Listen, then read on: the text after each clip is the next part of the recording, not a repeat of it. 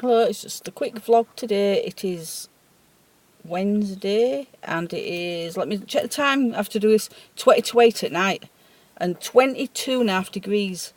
That is warm. It is lovely. I've just been on the beach paddling in the water and just contemplating things really and wondering why some things happen and some things don't happen. But since I've come here, I've not really heard anything from Paul. I think it's just naturally worn down now. I think it's just over. It was over anyway, but you know what I mean. I think it's just naturally come to an end. I think out of sight, out of mind. I think I'm the one who finds that the hardest to do, but I've done it pretty much. So I've just been alone a lot and enjoying my own company, and I'm so used to just doing everything alone and not caring anymore. I just walk down to the ferry and sit and watch them and go and have food where I want and just do whatever I want. So I've got a list that is growing of all the things that I am going to do, but I'm not going to do them until things are set in stone with the job on the Isle of Ling. As soon as I get the go-ahead for that and the start date for that, then I am going on a cruise. And I am going to go and have a look at the flying lesson, which is crazy because I am so terrified of flying and I'm scared of heights. And that is why I want to do it, because I'm scared, not because I think it's exciting.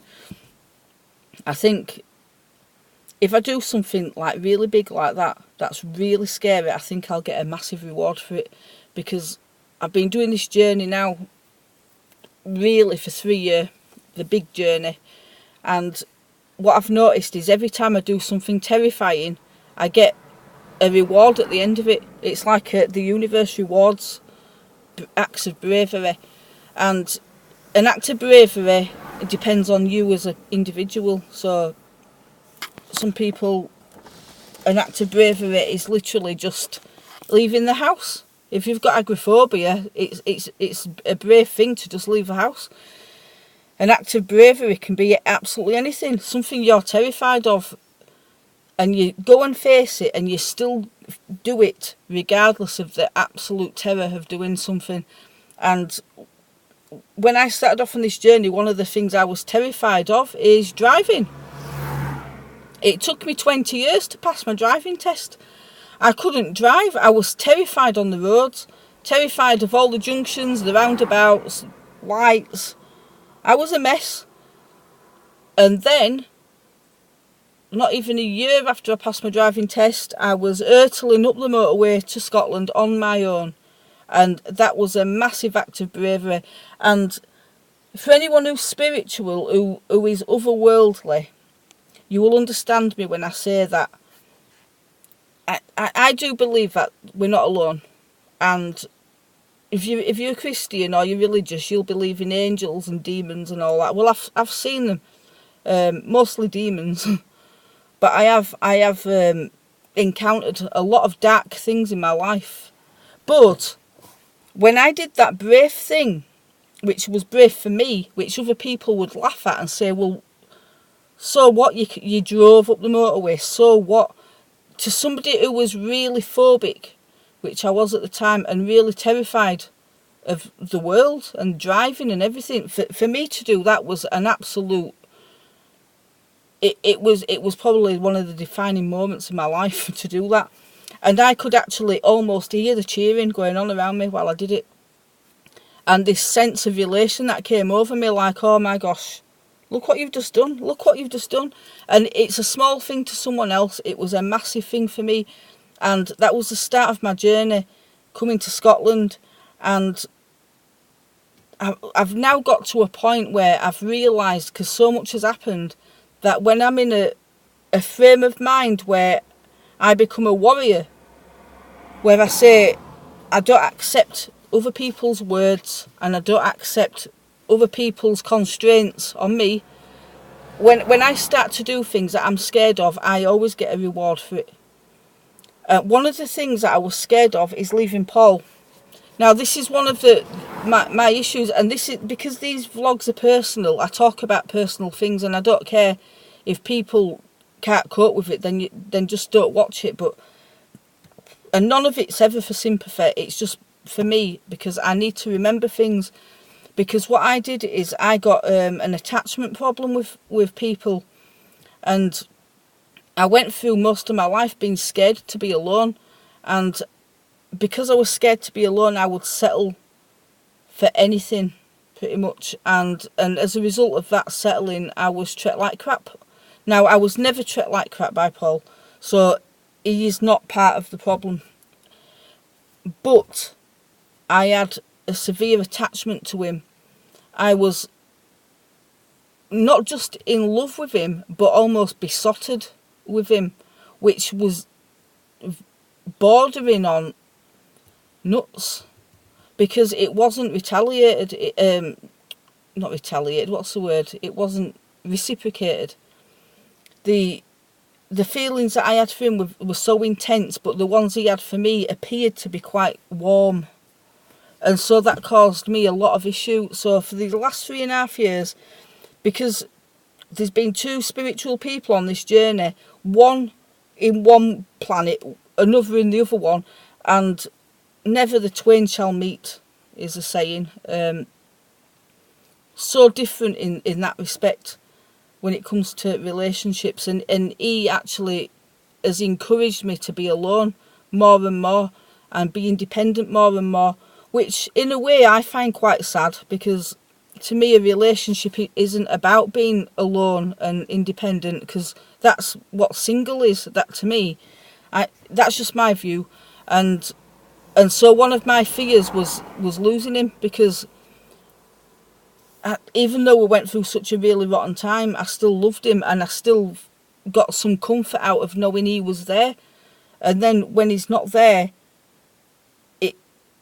it was quite scary at first. And I've noticed over the years he's dumped me in certain places, like in the forest, for example. And I did a full week in the forest on my own, if you remember. And I felt traumatised. It was just horrible, because I wasn't ready to face the dark side. And in the forest, there's nothing to fear but you. I think the forest brings out your own fears and your own inner demons, because you're surrounded by silence.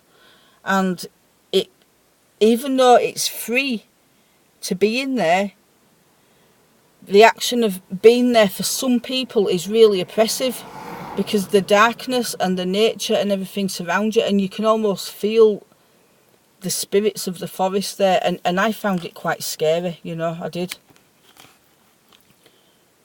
And someone's coming. Every time somebody comes and I'm sat here with camera, I get self-conscious still, and I don't know why, because they're staring at car actually, but they're staring as they go past and that lot, and they think, what that silly cow doing with her phone on steering wheel. They think I'm bloody crackers. I am, because I'm actually talking to myself, aren't I, into a camera. Now a dog stopped by cars. This is something else I have to get over with. I have to get over self-consciousness. I have got issues with self-consciousness still. That proves it, because when I see somebody looking at me when I'm on my camera, I feel self-conscious. So I need to get over that. But yeah, what I was saying is about attachments. I've had real issues with it, because I don't know what it is. It's just the fear of being alone. But I think I've broken that as well, because I've been here for 3 weeks now and I haven't cried one tear for Paul. I've out of sight, out of mind, because he hasn't been contacting me or answering me. And he said he wants me to be independent and just go and do my own thing, which I took as an insult and as a sign of it really is over, because I couldn't have ever said that to him. Just go and be on your own for a year or 2 and I'll see you then. I couldn't have done that. No, I just couldn't. So, yeah, I think I'm over him. I think I've done well, and that's another thing broken. So I've got my list of all the things that I have to face. One of them is the fear of being alone. I think I'm doing a good job, and I'm getting braver because I'm talking to people and then I'm not talking to them. I'm quite happy to just be alone and not speak to anyone. So the action of that in itself shows that I'm getting more comfortable with myself. And this week I've lost another £3, which brings a grand total to £15 in 3 weeks. Just keep on doing it. It's one step at a time. And I think the danger comes when you make a decision to do something like, I'm going to lose weight, I'm going to let go of someone, I'm going to change my job, my life, and you expect you're going to do it in one go, all at once, and it's going to be easy, and that is not how it works. In order to make any change, it's a tiny step at a time sometimes. And sometimes you might take a giant leap forward and 10 steps back, but I've got to not beat myself up, and I've just got to keep going on because I'm on the right path. So it is July 2018. I'm 48 years old. I'm doing these vlogs because one day I'm going to be an old lady sitting in a rocking chair by an open fire doing a knitting, and probably sat next to my husband, who's maybe 10 years younger because he'd have to be to keep going with me.